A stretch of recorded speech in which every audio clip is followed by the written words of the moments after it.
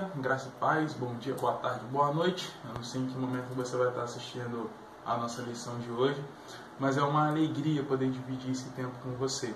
Espero que você esteja bem, tenho certeza, total certeza que o Senhor está cuidando da sua vida. Amém? Na nossa classe de hoje, na nossa lição de hoje, nós vamos falar sobre Paulo. Alegrai-vos no Senhor. E o nosso texto base é em Filipenses, capítulo 1, do versículo 12 ao versículo 26. Amém? Eu queria convidar você para poder abrir a sua Bíblia em casa, para nós lermos juntos do versículo 12 ao versículo 26. Amém? Filipenses, capítulo 1, dos versículos 12 ao versículo 26. Que diz assim a palavra do Senhor. Aqui na minha Bíblia está o subtítulo como o sofrer e o avanço do Evangelho. E quero, irmãos, que saibais que as coisas que me aconteceram contribuíram para o maior proveito do Evangelho, de maneira que as minhas prisões em Cristo foram manifestas por toda a guarda pretoriana e por todos os demais lugares. E muitos dos irmãos no Senhor, tomando ânimo com as minhas prisões, ousam falar a palavra mais confiadamente, sem temor. Verdade é que também alguns pregam a Cristo por inveja e contenda, mas outros de boa vontade. Uns, na verdade, anunciam a Cristo por contenção, não puramente, julgando acrescentar aflição às minhas prisões, mas outros, por amor, sabendo que fui posto para a defesa do Evangelho. Mas que importa? Contanto que Cristo seja anunciado de toda maneira, ou com fingimento, ou em verdade, nisto me regozijo, e me regozijarei ainda. Versículo 19, o subtítulo é A bênção de viver com Cristo. Porque sei que disto me resultará a salvação pela vossa oração e pelo socorro do Espírito de Jesus Cristo, segundo a minha intensa expectação e esperança de que em nada serei confundido. Antes, com toda a confiança, Cristo será, tanto agora como sempre, engrandecido no meu corpo, seja pela vontade, seja engrandecido no meu corpo, seja pela vida, seja pela morte. Versículo 21. Porque para mim, esse é o versículo chave até no nosso estudo, porque para mim o viver é Cristo e morrer é ganho. Mas se o viver na carne me der fruto da minha obra, não sei então o que devo escolher, mas de ambos os lados estou em aperto, tendo desejo de partir e estar com Cristo, porque isto é ainda muito melhor. Mas julgo mais necessário, por amor de vós, ficar na carne, e tendo esta confiança, sei que ficarei e permanecerei com todos vós, para proveito vosso e gozo da fé, para que a vossa glória cresça por mim em Cristo Jesus, pela minha nova ida a vós. Glorificado seja o nome do Senhor. É engraçado que a carta aos Filipenses, para a igreja de Filipos, ela também é conhecida como a carta da alegria, como a carta do bom ânimo no Senhor. Meus irmãos, antes de nós começarmos esse estudo, a primeira coisa que nós temos que ter em mente é a situação de Paulo e a situação da igreja em Filipos. Começando pela igreja em Filipos, a igreja ela sofria com dois problemas muito grandes. Uma no âmbito espiritual, no caso relacionada à igreja, ao ensino da igreja, e outra relacionada à sociedade em Filipos, por algumas dificuldades que eles estavam passando. A primeira coisa é uma dificuldade econômica que a cidade estava passando, e isso atingiu a todos, inclusive os irmãos da igreja em Filipos. E o segundo ponto, que diz ao aspecto da comunidade de fé, é que constantemente a igreja de Filipos ela sofria com o ataque de alguns grupos judaizantes que queriam inserir alguns costumes do judaísmo que não cabem no Evangelho, que não cabem a novidade de vida que o Senhor Jesus Cristo entrega a Paulo, e Paulo entrega a igreja em Filipos aos irmãos em Filipos. Então, esses são os dois desafios que os nossos irmãos em Cristo estavam sofrendo naquela época. E essa carta aos Filipenses, ela é conhecida como a carta da alegria, ou uma carta de ânimo aos nossos irmãos, porque Paulo ele escreve essa carta estando preso. Impressionante como toda a aflição, toda a dor de Paulo, ela sempre aponta para o Evangelho de Cristo, sempre aponta para a glória de Cristo. Nós poderíamos até confundir como essa carta de Paulo com uma carta só de ânimo vazio, de uma alegria vazia ou de uma motivação vazia, mas é muito interessante como Paulo ele usa a própria vida dele, as próprias aflições que ele está passando pelo Evangelho, pela pregação das boas novas, e como tudo isso aponta para o senhorio de Cristo, como tudo isso aponta para Deus, como tudo isso aponta para a obra maravilhosa e poderosa do Espírito Santo em nossas vidas. Amém? É muito interessante como nós podemos perceber e aprender com Paulo, e diante de tudo que nós estamos enfrentando nesses últimos meses, que as nossas aflições, independentes da escala que elas acontecem na minha vida ou na sua vida, elas sempre podem servir como uma oportunidade de nós glorificarmos o nome do nosso Senhor. Porque diz lá no versículo 21, faço questão de ler de novo para vocês: portanto, para mim, o viver é Cristo e o morrer é lucro. Queria até de ler de novo com vocês novamente o versículo 12 e 13. E diz assim, lá no Filipenses capítulo 1, versículo 12 e versículo 13. E quero, irmãos, que saibais que as coisas que me aconteceram contribuíram para o maior proveito do Evangelho.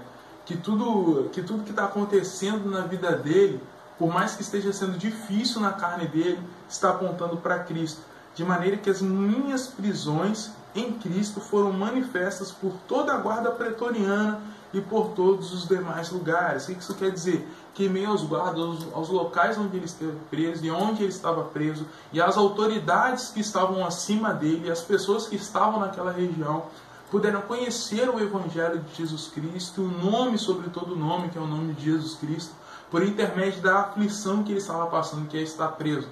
Eu gosto até de frisar bastante, meus irmãos, que ser preso naquela época, estar preso naquela época, era algo muito diferente. As prisões, elas não ficavam no mesmo nível da rua. As prisões, elas eram abaixo do nível da rua.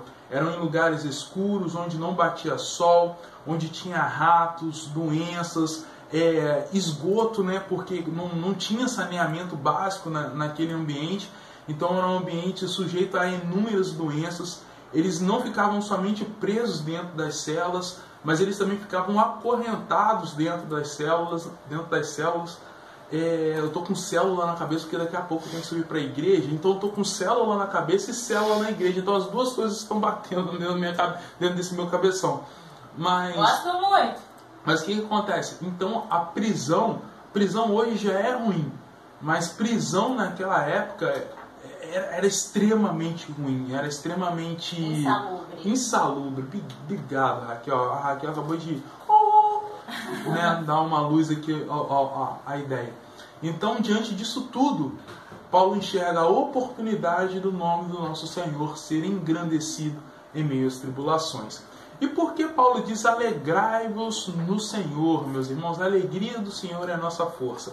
A verdade é que o Senhor, eu estava escutando um hino hoje que diz que nas nossas tarefas diárias não venham ser um enfado, mas a alegria do Senhor venha nos encher para que nós venhamos a realizá-las. E dessa maneira nós podemos glorificar o nome do nosso Deus. A verdade é que Paulo, por intermédio do agir do Espírito Santo na vida dele, ele podia enxergar todas as oportunidades de servir ao nome do nosso Senhor.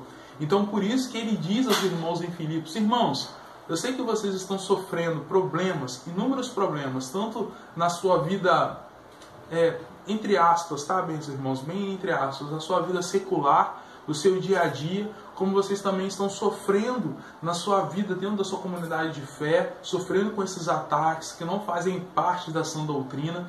Mas eu quero apontar a vocês que tudo isso que está acontecendo na vida de vocês, aponta para Cristo.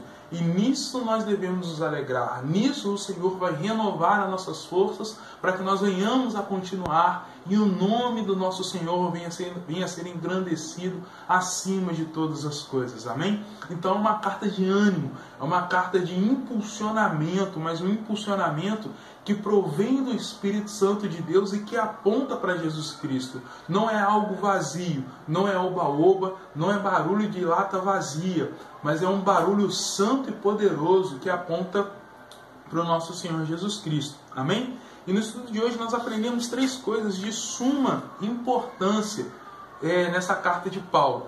A primeira coisa, meus irmãos, é que nós temos que ter alegria. A alegria no Senhor, ela é completamente diferente da alegria do mundo. Quando nós falamos, irmãos, que o crente ele deve ser alegre, que o crente ele deve ter a alegria do Senhor, o crente não, o cristão ele deve ter a alegria no Senhor, nós não falamos sobre uma alegria maluca não, tá, meus irmãos? Nós não falamos sobre uma alegria completamente desalinhada com a realidade da vida, uma alegria que não esteja vendo o nosso sofrimento e o sofrimento do nosso irmão, uma alegria totalmente desprendida da realidade que nós passamos todos os dias. Tá bem, meus irmãos? Então não é uma alegria alienada de dizer que cristão é maluco. Não. Eu estou querendo dizer uma alegria que encontra refúgio no Senhor. Que encontra ânimo no Senhor. Uma alegria que ela não está sustentada numa esperança vazia da vida, mas numa esperança eterna que provém do coração do nosso Senhor. Então quando Paulo diz, eu vou até voltar lá junto com os irmãos, vamos ler lá em Filipenses 1:4, amém? Que diz assim, ó, Filipenses capítulo 1, versículo 4. Fazendo sempre com alegria oração por vós em todas as minhas súplicas. Sei que isso quer dizer que durante toda essa aflição que Paulo estava passando dentro da prisão, em nenhum momento ele deixou de orar com alegria, apresentando ao Senhor a situação dos irmãos em Filipos e também a situação dele. Ele queria que os irmãos, mesmo diante de tantas dificuldades, continuassem a caminhar com Deus para a glória de Deus. Amém? Então, meus irmãos, nosso primeiro ponto aqui, um cristão, ele é imperativo que ele esteja alegre. Léo, você está falando de uma alegria maluca? Não, estou falando de uma alegria que está firmada em Cristo Jesus e que é renovada em Cristo todos os dias. E com isso, meus irmãos, nós encontramos ânimo de passar e atravessar essas tribulações diárias que nós passamos por amor a Deus, por amor ao Evangelho. Segundo ponto, nós precisamos servir, igreja. Nós sabemos que as dificuldades, elas sempre vão existir em nossa vida. Porque nós precisamos ter fé em Deus, nós precisamos ter fé em Deus, e no meio dessas tribulações nós podemos fazer o nome do Senhor ser conhecido e ser engrandecido pela obra do Espírito Santo em nossas vidas. Amém. E Paulo ele entendia completamente isso. Porque Paulo ele poderia muito bem ter falado, cara, fui preso mais uma vez. Desculpa, não estou de Paulo. Então, gente, Paulo ele poderia mais uma vez parar. Ou Paulo, mais uma vez não, Paulo ele poderia decidir parar. Falar, cara, já deu, né? Estou sendo preso mais uma vez, eu vou ficar aqui preso por não sei quanto tempo, vou ser torturado porque eu vou receber chicotadas no lombo, não vou ser alimentado direito, não vou ter contato com a luz do sol, não poderei ter contato com os meus amigos, com meus irmãos em Cristo, não poderei fazer a obra do Senhor, não poderei fazer uma viagem missionária para poder pregar o Evangelho e implementar mais igrejas, então eu vou parar, né? Vou me aposentar por aqui e vou deixar para lá. Muito pelo contrário. Paulo, enquanto ele estava preso, ele produziu conteúdo teológico profundo. Ele incentivou os irmãos em Cristo, ele incentivou os pastores, ele corrigiu a igreja, ele deu sempre novos direcionamentos dentro da palavra do Senhor, dentro daquilo que o Espírito Santo colocava no coração dele, dentro daquilo que Jesus tinha ensinado a ele diretamente.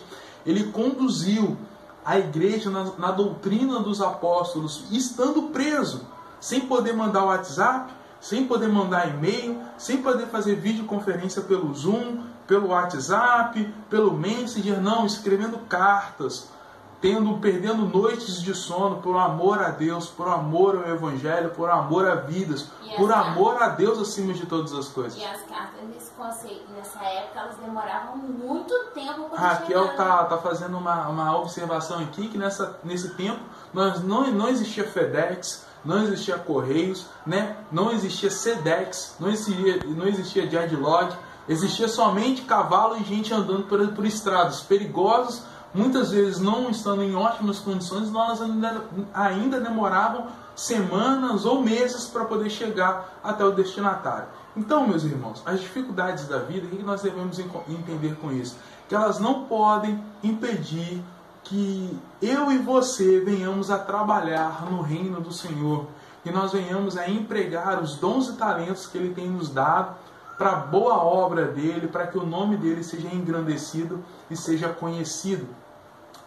E o terceiro ponto, meus irmãos, nessa caminhada com Deus, nós precisamos de companheiros. Nós precisamos de pessoas que venham interceder por nós, que venham nos exortar, que venham nos direcionar, que venham chorar com a gente nos momentos difíceis. Paulo, ele tinha isso. Por mais que muitas vezes as pessoas, os amigos dele não estivessem presos com eles, mas eles estavam fazendo a obra. E Paulo, ele sabia que tinha consolo, ele tinha ajuda financeira, incentivo também, orações pela vida dele. E ele podia contar com essas pessoas para que a obra de Deus continuasse a ser realizada. O que isso quer dizer? Meu irmão, você não precisa caminhar sozinho. Você não deve caminhar sozinho. Vida cristã, ela é extremamente necessário que nós tenhamos amigos de verdade. Essa semana, eu estou gravando o vídeo sábado, dia 2, hoje é para amanhã, no dia 3. Essa semana eu pude contar com o apoio. Hoje é 3, amanhã é 4.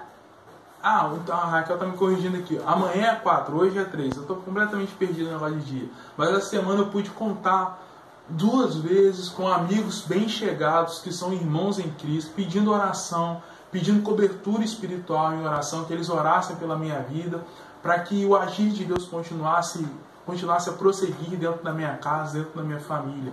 Porque eu sei, meus irmãos, que somente com as minhas orações eu não consigo chegar a lugar nenhum. Né? Nós precisamos dessa comunhão. A comunhão dos santos não é somente se assentar à mesa, comer e beber, mas a comunhão dos santos é isso que nós acabamos de falar. É oração, é apoio, é caminhar junto, é discipulado que aponta para Cristo, é exortação, é rir junto, é chorar junto, é ombro amigo, é estar junto por intermédio da obra do Espírito Santo em nossas vidas. Amém? Sempre apontando para quem Jesus Cristo é.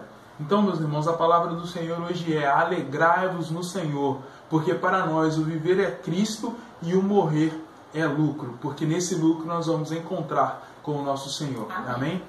Que Deus abençoe a sua vida, que Deus abençoe a sua casa, não desista, continue caminhando com o Senhor para a glória do nome dele. Um beijo do gordo e até o próximo domingo. Deus te abençoe.